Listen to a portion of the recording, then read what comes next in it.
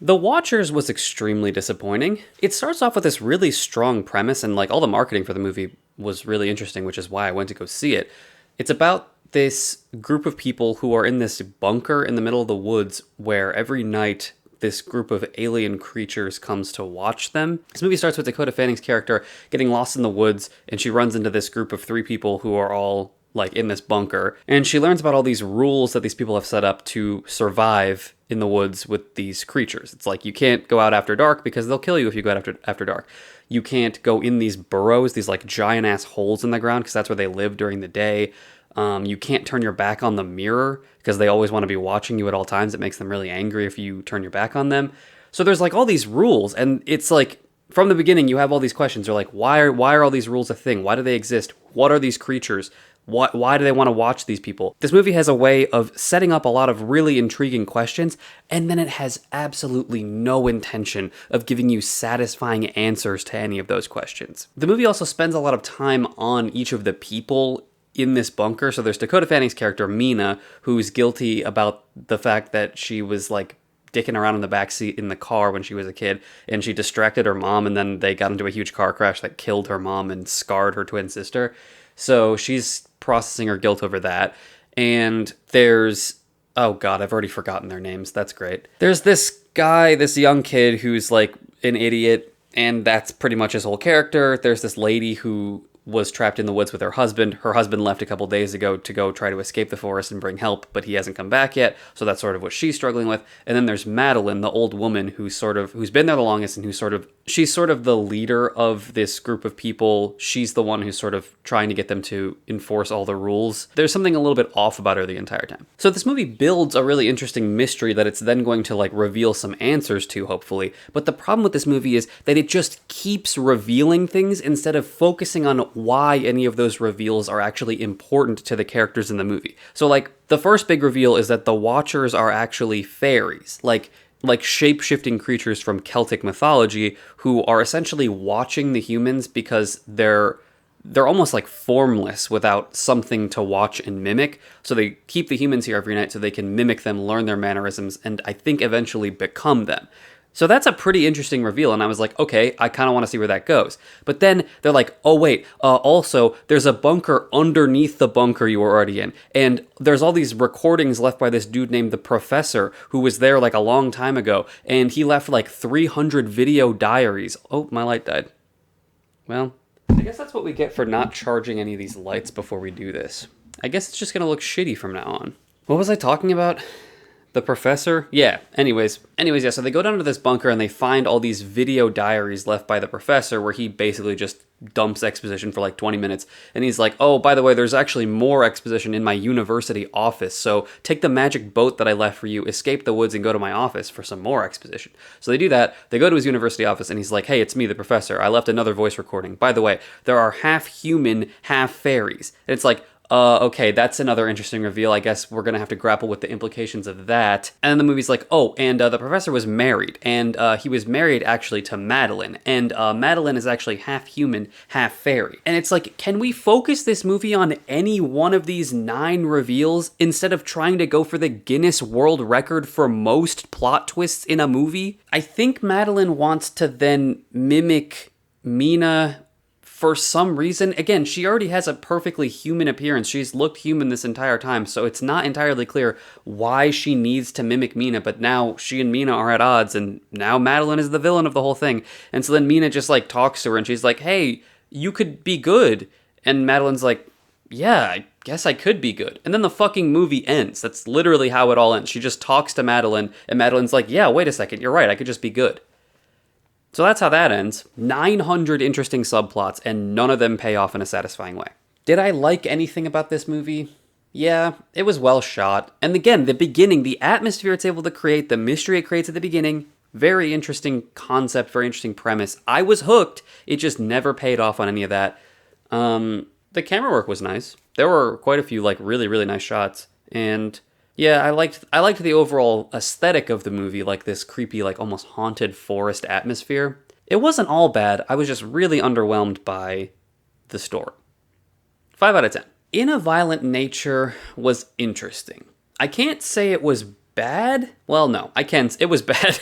The premise is pretty simple. There really wasn't that much of a plot to this movie. It's just like this undead creature like rises from the ground, and the whole movie is shot from its perspective as it goes through the woods, killing pretty much everybody that it comes across in extremely violent and gory ways. That's literally this entire movie. This whole movie is basically just like an exercise in gory practical effects. It feels like the creators were just like, how much absolute over-the-top gore and violence can we do in camera in a way that looks realistic? For what it's worth, there are some insane practical effects in this movie. Like, some of the kills in this movie looked so disgustingly real. There's this part where this dude, like, pulls a lady's head through her abdomen and out her spine, and it looks really good. So, like, a lot of the practical effects were just really well done, and then sometimes it would just cut to somebody and they'd be wearing, like, a low-quality, like, Scooby-Doo mask. So it was kind of hit or miss with the practical effects, but when the practical effects hit, they were really good. But also, when they missed, they absolutely missed by a mile. The movie does this thing where it basically shoots the creature from behind pretty much the entire movie, so you really don't get a great look at its face for a really long time,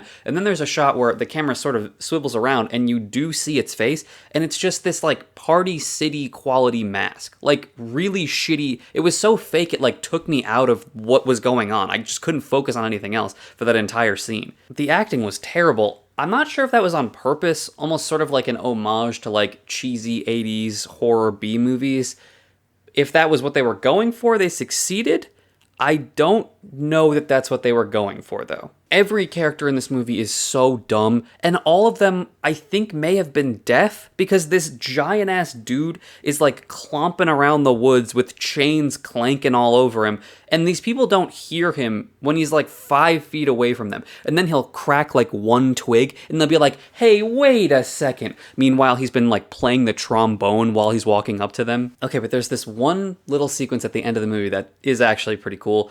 There's only one survivor of this creature. It's this girl who, like, basically runs all the way through the woods back to this, like, dirt road to escape from this dude, and she gets help from this person who's driving by, and she's, like, obviously really shaken up by this. She just watched this creature kill, like, 8 people, and she's bleeding bad. So this lady who's driving her to the hospital, like, stops at the edge of the road to, like, bandage up her leg so it'll stop the bleeding so that she can make it to the hospital, and this girl is freaking out because they're stopped right next to the woods. And there's this shot basically from her perspective of just the woods, and there's like wind blowing through the trees, there's just like light movement everywhere, and your eyes are just scanning every single part of the frame looking for this creature, looking for something to move, which is exactly what's going through her head. The way they were able to convey that, that's fucking sick. 3 out of 10. Bad Boys Ride or Die was incredibly dumb, but I would be lying if I said it was not very funny and pretty entertaining, actually. I really don't have that much to say about this movie. I've already forgotten everything that happens. I don't remember anything about the plot of this movie. The action scenes are all, like, incredibly over the top. There's no physics in this movie. At one point, they're in a helicopter,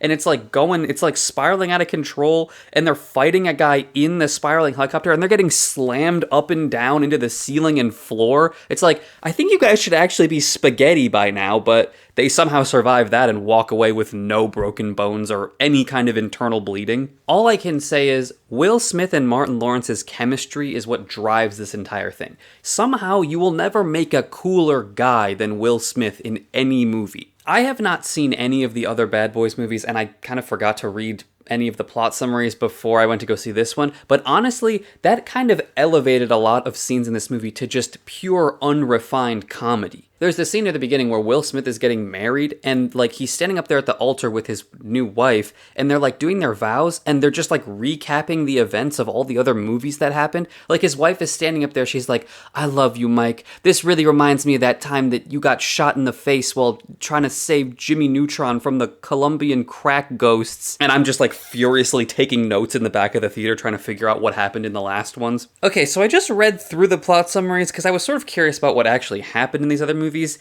And his wife never appears in any of the other ones. This is the first time we're meeting this woman. So I thought this was funny because I hadn't seen any of the other ones, but they just wrote it like that, I guess. Ray Seahorn from Better Call Saul is in this movie, and she puts in fucking 110% at all times. She's a great actor, but it was just a little bit misplaced with the rest of the cast. Like, Vanessa Hudgens is up there, she's like, the captain's being framed? Wow, that's crazy. And then Ray's like, I swear to God, I will put a fucking bullet in you over what you did to my father. The rest of the cast felt like they were just showing up to, like, get a paycheck and, like, have a good time and hang out. But no, Ray Seahorn really wanted to explore the nuances of Police Lady Number 4. At one point, there was an extreme close-up of Martin Lawrence's bare ass cheeks, which was not great. And the sound that came out of the theater audience, if you had put your ear up to the door of the theater, I think it would have sounded like we all got poked in the eyes with a thumbtack. 5 1/4.